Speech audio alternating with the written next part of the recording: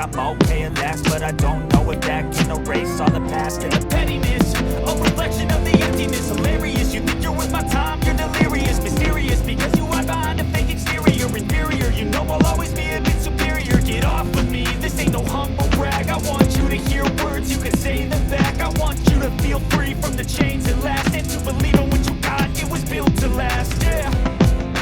Now that I've been put through hell, I never got anyone's help.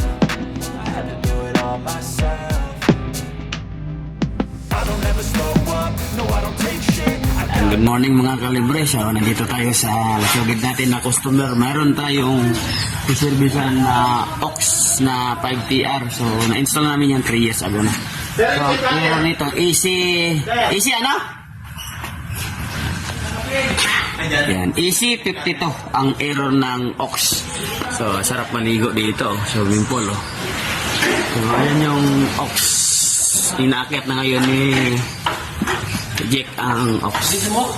So una gagawin natin, i-check muna natin yung communication, tapos check natin kung may power yung outdoor, kasi may power naman ang indoor, kasi doon sa indoor nakikita yung error eh. So di muna tayo gadala sa indoor, dito muna tayo sa outdoor. Pero may tao naman doon sa loob, nandun sila ni madam. So ngayon titingnan natin. So communication muna pinuka natin ngayon. Ayan, nakaano na yan oh, nakabukas na. Ngayon aakyatin natin. So gamit natin yung Meralco hagdan. Ayan o, kita na aakyat ni Jiko. Yan, sila na muna ni G ang titira niyan. So unang gagawin nila, testiran muna nila yan. Para hindi sila malito. Ayun o, hindi malito. Ayan mga kalibre. So na-check na natin to ang communication na sa taas na tayo. So ayan. So na-check na natin to ang communication. Laki naman ang wire nito eh. Pero okay siya, wala siyang putol, wala siyang nakuha ang resistance. So sunod natin gagawin, i-check natin yung board. So mahirap i-vlog muna kalibre kasi nasa taas tayo, baka mahulog tayo dito. Step ako isa para dito tayo magpatong. Yun o,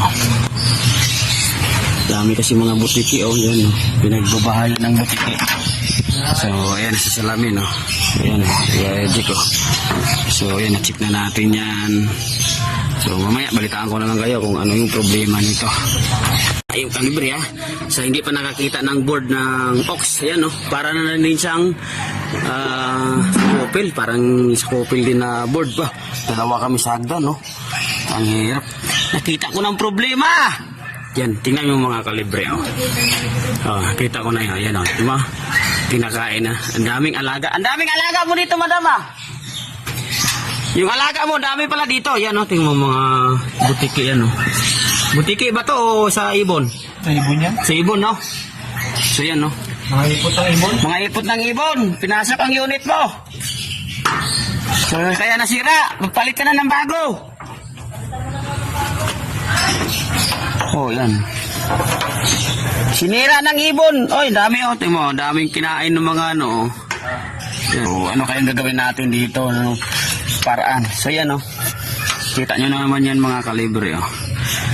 Yan o. May putol na wire o. Ayan o. Wire o. Ibig sabihin, kinain to ng mga alaga natin. Pero salamat sa mga alaga natin. Kinain ng mga wire. Ayan o. So ayusin natin ngayon ang wire yan. Yun na. Yun na.